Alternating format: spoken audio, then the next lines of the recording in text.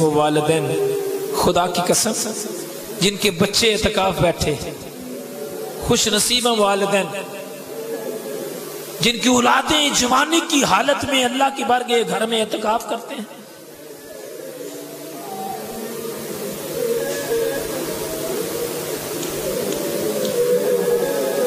اگلی آیت سنیں،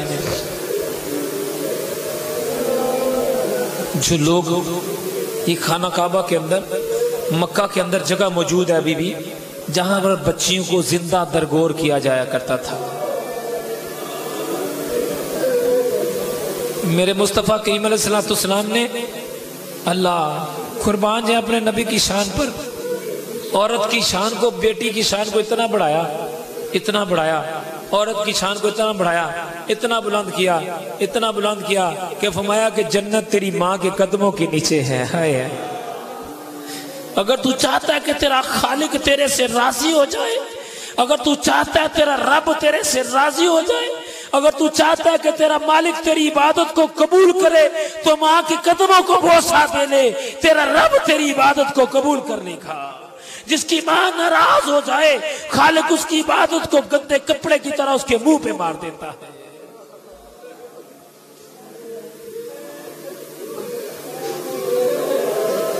ماں کو تنگ کرنے والے وہ بھی غور سے سن لینا کہ ماں کو تنگ کرنے والوں کا حال کیا ہوتا ہے۔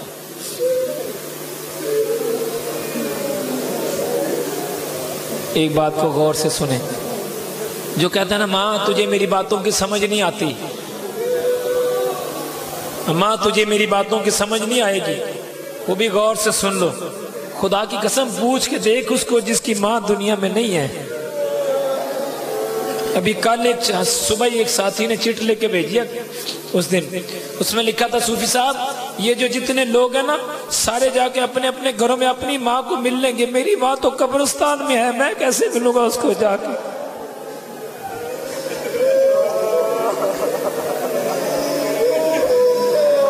اگر میری ماں بھی ادھر ہوتی تو میں بھی اس کو جا کے ملتا اور کہتا کہ ہاں یہ تو میری ماں ہے، مجھے معاف کر دے۔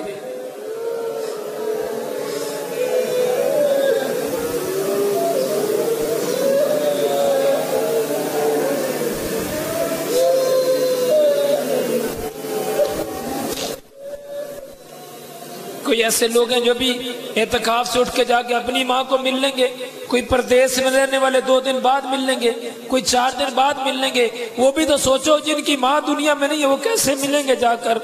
وہ بھی تو سوچو جس کا باپ دنیا میں نہیں ہے، لوگ اس کو یتیم کہتے ہیں، ہوئے رشتے توڑ دیتے ہیں وہ ان کے سروں سے چھت کو چھین لیتے ہیں، وہ بھی تو اسی دنیا میں موجود ہے نا۔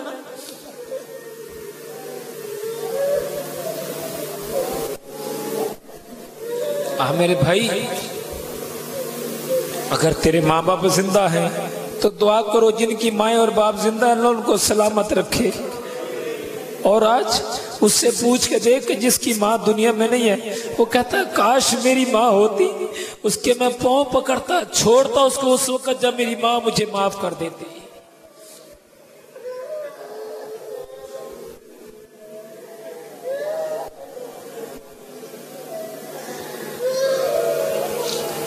اس لیے خاص کر آپ اعتکاف میں بیٹھنے والے لوگ ہو، اللہ کی رضا حاصل کرنے کے لیے ہیں آپ لوگ، تو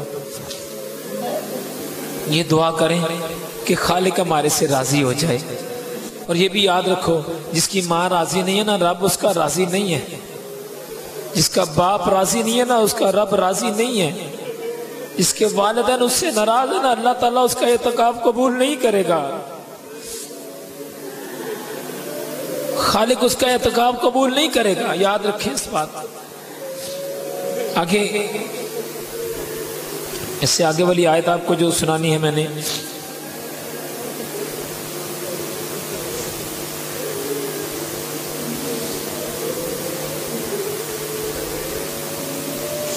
اور تم نہیں چاہ سکتے سوائے اس کے اللہ چاہے جو رب العالمین ہے۔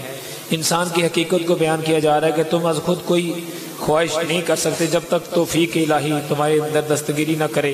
اللہ پاک فرما رہا ہے کہ اگر میں چاہوں، اللہ فرماتا ہے اگر میں چاہوں تو پھر تمہارے دل کے اندر میں اپنی محبت پیدا کروں گا، اگر میں نہ چاہوں تو تمہارے دلوں میں محبت پیدا نہیں ہو سکتی۔ یہ اللہ کا کرم ہے کہ اس نے ہمارے دلوں میں محبت ڈالی اور آج ہم اعتکاف آ کے بیٹھ گئے۔ آگے سورۃ انفطار مکی صورت ہے، آیتیں 19 ہیں، رکوع 1 ہے، کلمات 80 ہیں، حروف اس کے 327 ہیں۔ مضامین اس میں قیامت کے ہولناکی کے بعد فرمایا گیا ہے کہ اس دن فریب کے سارے پردے چاک ہو جائیں گے۔ کفار روز قیامت جھٹلاتے ہیں لیکن وہ برباد ہو جائیں گے اور قیامت برپا ہو جائے گی، اور اس دن لوگوں کے سامنے ان کے نام اعمال پیش کر دیے جائیں گے۔ ہر چیز کو کھول کے بیان کر دیا جائے گا کہ اس کس کردار کا مالک تھا، انسان کو کس چیز نے دھوکے میں رکھا، اے انسان کس چیز نے تجھے دھوکے میں رکھا، اپنے رب کریم کے بارے میں غافل انسان جھنجھوڑا جا رہا ہے کہ اے انسان تیرا پروردگار جو کریم ہے، جس کے لطف و عنایت کی گود میں ہر پل کی کرتوتوں جوان ہیں، جس کے انعامات اتنے ہیں کہ تو ان کو شمار نہیں کر سکتا، جس کی رحمت کے دروازے ہر لمحے تیرے لیے کھلے ہیں، اس سے تجھے کس نے دور کر دیا، کسی کو عیار کو دھوکے کو پھنسا دیا۔ یہاں پر یہ بتایا جا رہا ہے کہ اے بندے کس نے تجھے غفلت میں رکھا۔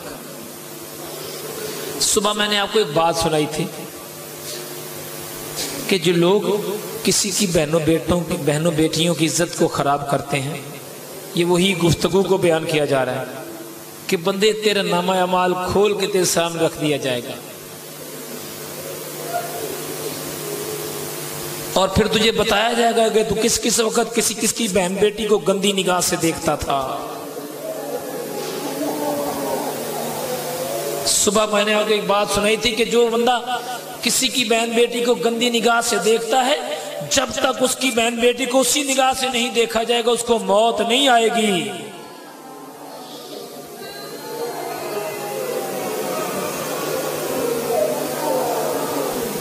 سوچ تو صحیح، آج ہم زندگی شیطان کے دلدل میں گزر گئی۔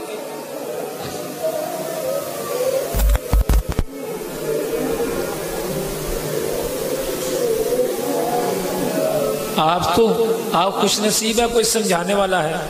بہت سارے لوگ ایسے ہیں جو کہتے ہیں یار میرے سر پہ میرا باپ ہوتا مجھے سمجھاتا، میری ماں ہوتی مجھے سمجھاتی، میرا کوئی رہبر ہوتا مجھے سمجھاتا۔ میرے بھائی آپ کو تو باتیں بھی سمجھائی جا رہی ہیں، اس لیے اس سے آگے والی جو آیت ہے، اللہ بادشاہی اللہ کی، ساری بادشاہی اللہ کے لیے ہے، یعنی سارے کے سارے جہانوں کا مالک صرف اللہ ہے۔ اس سے آگے والی صورت ہے سورۃ مطففین، اور اس میں ایک بات بتائی گئی ہے، غور سے سننے والی بات ہے۔ اس کے بعد بس ایک آیتوں کو اور سنا کے دو کو میں انشاءاللہ سبق مکمل کر لیتا ہوں۔ اس میں بتایا گیا ہے ان کی کرتوتوں کے باعث ان کے دلوں پر زنگ چڑھ جاتا ہے۔ آیت کو غور سے سنیں، سورۃ مطففین ہے، 30واں پارہ ہے اور آیت نمبر 14 ہے۔ لکھا ہے نہیں در حقیقت زنگ چڑھ گیا ان کے دلوں پر ان کی کرتوتوں کے باعث جو وہ کیا کرتے تھے۔ ایک بات کو غور سے سنیں، جب بندہ گناہوں سے باز نہ آئے، کس سے؟ برائیوں سے باز نہ آئے، اس کے دل پر زنگ چڑھ جاتا ہے۔ کیا ہوتا ہے؟ زنگ چڑھ جاتا ہے، اور جس کے دل پر زنگ چڑھ جائے پھر اس کو رونا نہیں آتا، اس کو رونا نہیں آتا۔ جس کے دل پر زنگ چڑھ جائے اس کو جس کے دل پر زنگ چڑھ جائے اس کا نماز پڑھنے کو جی نہیں چاہتا۔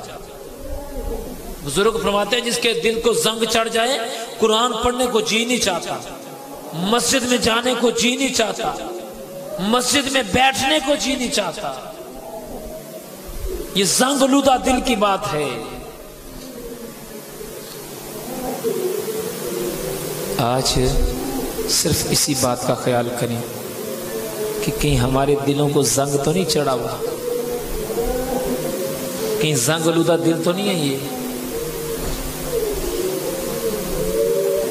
دنیا کی مفاد کی خاطر ساری زندگی گزارتے رہے، ہر کام مفاد کی خاطر، ہر کام مفاد کی خاطر، ہر چیز مفاد کی خاطر۔ کبھی اللہ کی رضا کے لیے بھی کچھ کر لینا چاہیے۔ مطلب ہر چیز مطلب کی خاطر۔